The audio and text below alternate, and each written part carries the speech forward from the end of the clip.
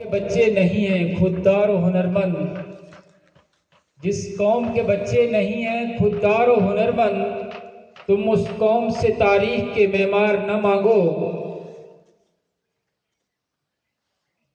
आज 14 नवंबर 2025 आज का दिन आप बच्चों के नाम है, जिसको चिल्ड्रन डे के नाम से मनाया जाता है।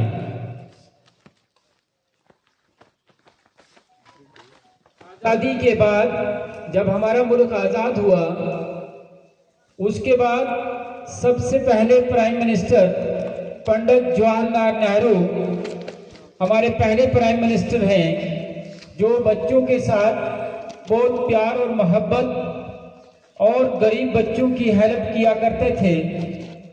उसकी वजह से पंडित जवाहरलाल नेहरू 1889 में पैदा हुए, उनका बर्थडे है, और उनकी वफात 1964 में होती है। वफात के बाद इंडियन पार्लियामेंट में एक कानून पास हुआ कि पंडित जवाहरलाल नेहरू की जो जन्मदिन है, इसको बच्चों के दिन के साथ मुंसलिक किया जाए, इसलिए कि ये बच्चों के साथ बहुत प्यार और मोहब्बत करते थे, तो बच्चे प्यार से इनको चाचा नेहरू कहते थे। उस चाचा नेहरू की वजह से चिल्ड्रन डे जो है, ये पंडित जवाहरलाल नेहरू के बर्थडे के साथ मुंसलिक किया गया है। आज के इस दौर में तमाम कॉलेजेस में, तमाम यूनिवर्सिटीज़ में, स्कूलों में, प्राइमरी, मिडिल, हाई स्कूल और हाई सेकेंडरी के अंदर इस दिन को बड़े शौक के साथ मनाया जाता है। बच्चे इस दिन एंजॉय करते हैं और ये दिन बच्चों के लिए है। आप बच्चों के राइट्स के लिए आपको पता होना चाहिए कि हमारी राइट्स क्या है और हमारी फ्रीडम क्या है।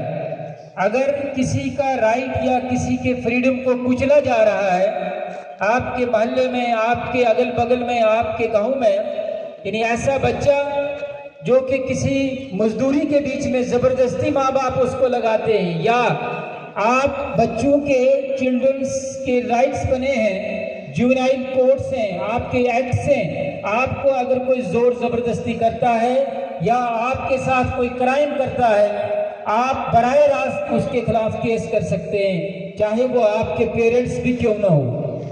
इसीलिए आप लोगों को ये पता होना चाहिए कि चिल्ड्रन डे क्यों मनाते हैं। आपको अपने राइट्स का पता होना चाहिए।